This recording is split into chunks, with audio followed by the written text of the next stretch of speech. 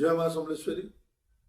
आज गुरु सत्यनारायण बैद्यान जन्म जयंती शुभ दिन आम पूरा पश्चिम ओडिशा रे आउ विभिन्न जगार आम संबलपुर दिन भाव आम इताके पालन करुचु। संबलपुर दिन जेन आम पालन करुचु इताके गोटे उत्सव भाव आमर जेन खान पान रही आमर पिनानी आमर लोक संगीत लोक नृत्य आमर इतिहास आमर भाषा सबू के नहीं कि आमे आज तार मजा नौचु। आमे आज ताके उत्सव भाव में पालन करुचु। आउ शुभ दिन रे मुझ समस्त को मोर तरफ गुरुदुटे शुभेच्छा और अभिनंदन जनाऊे। लेकिन आज आम आउ गोटे समय आसीचे चिंता करवा सेटा हला जेन महापुरुष जहाँ ना आज आम संबलपुर दिन पालन करुचु जहाँ जयंती रे गुरु सत्यनारायण बैद्य से जीवन के समर्पण करथिले हमर संबलपुरी भाषा लगी। एवं दुखर विषय है दुर्भाग्यर विषय है आज स्वाधीनतार एत वर्ष पर भी हमर संबलपुरी भाषा के सरकारी मान्यता नहीं मिल पारला, सरकार परिचय नहीं मिल पारला।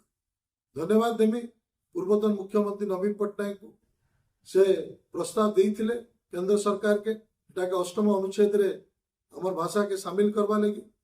किंतु आज नुआ सरकार बीजेपी सरकार के 2 वर्ष पूर्ण हवा लगी जाऊचे से माने ई दिगरे किछि भी पदक्षेप नहीं कि जबे कि से माने निजे तांगा नेता माने विगत दिन में सब बेले सरकारी मान्यता कथा उठाउथिले किंतु एछन का पूरा तुन पड़ी दीच। तो मोर ताकू भी अनुरोध रहा मुख्यमंत्री को आरंभ करके दल सब नेता को अनुरोध रहा एवं दल मत निर्विशेष आम समस्ते प्रयास करूँ केनता आमर जेन संबलपुरी भाषा अच्छे जहाँ के 2 कोटी ऊर्ध्व लोक आम भाषा के कहन खाली पश्चिम ओडिशा नुहे आमर ओडिशा बाहर भी छत्तीसगढ़ और झारखंड बहुत अंचल रे आमर भाषा के कहन आमर ई भाषा रे आज पद्मश्री आमर बरपुत्र मन को मिली अंतरराष्ट्रीय स्तर रे आमर जेन चलचित्र के भी